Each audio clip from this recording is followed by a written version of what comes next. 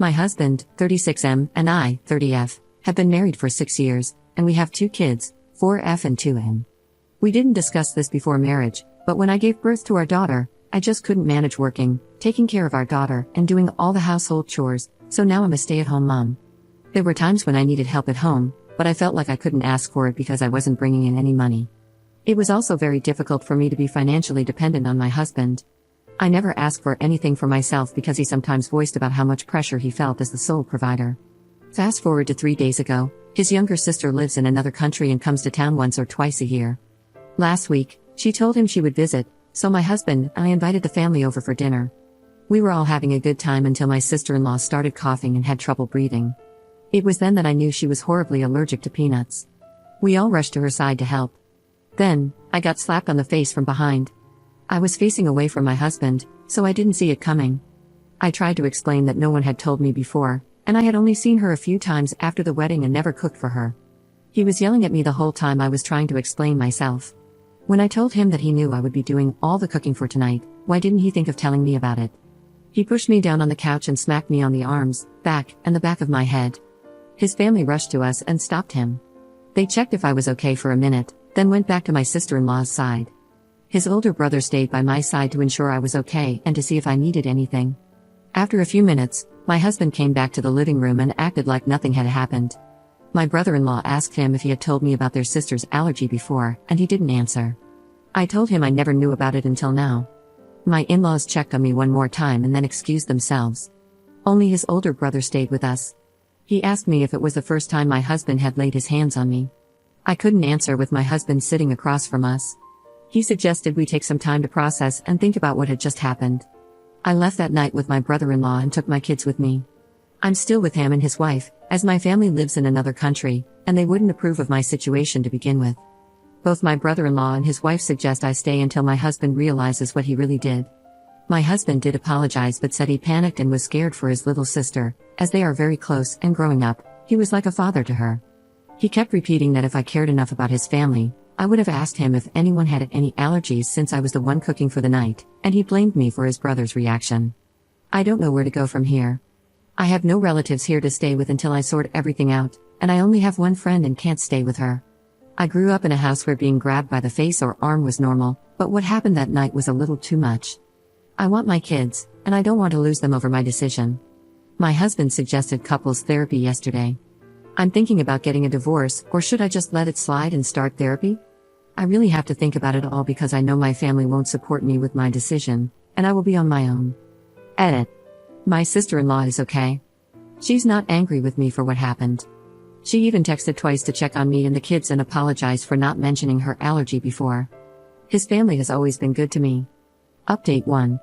I was hesitant about posting on Reddit at first, but I decided to give as many details as possible and put myself out there to get outside insight and to determine if I'm to blame for what happened to my sister-in-law.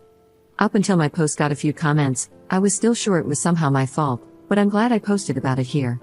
Most of you suggested I stay with my brother-in-law, but I couldn't bring myself to ask him for more help.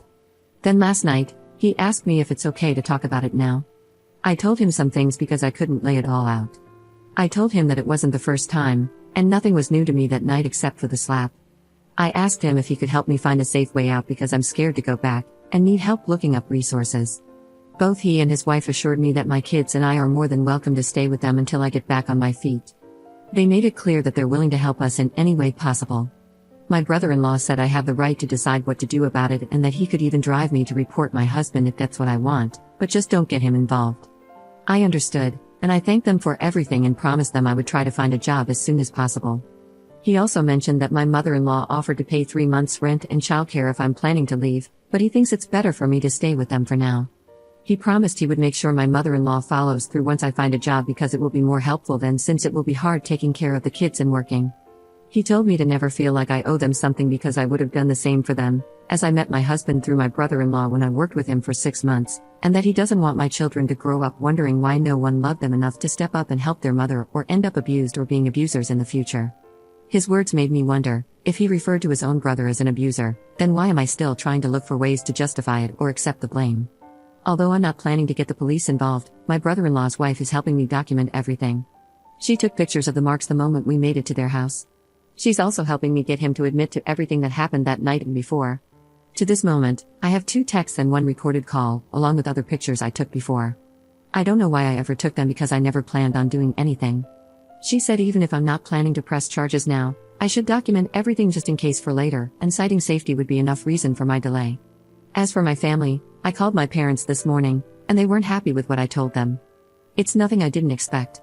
I knew they would not take a divorced daughter with 2 kids in. My cousin called me later and was so sad to hear about my situation and promised to send me some money to help. I'm not gonna lie, I never asked for help before, but when she offered, I found myself ready to accept. I really want to make things work for my kids. I don't want to lose them. By the way, both my brother-in-law and his wife, on top of letting me stay with them without any financial contribution, do things. If I cook, my brother-in-law or his wife do the dishes, even though they both work. Yesterday, I only did the laundry and some cleaning around the house, and they insisted I do nothing for dinner.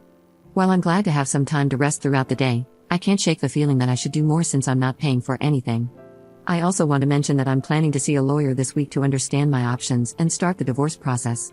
I'm hoping this will help me take the right steps to ensure the safety and well-being of my kids. I'm also planning to start looking for a job this week, but I need to get my documents first.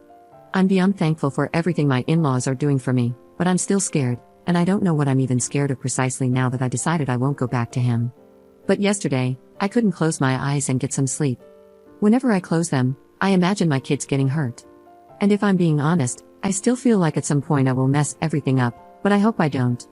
Thank you for taking the time to read my post and all the advice you gave me. Edit. I'm sorry, I just realized I've been referring to him as my husband instead of soon-to-be ex-husband. I'm still adjusting.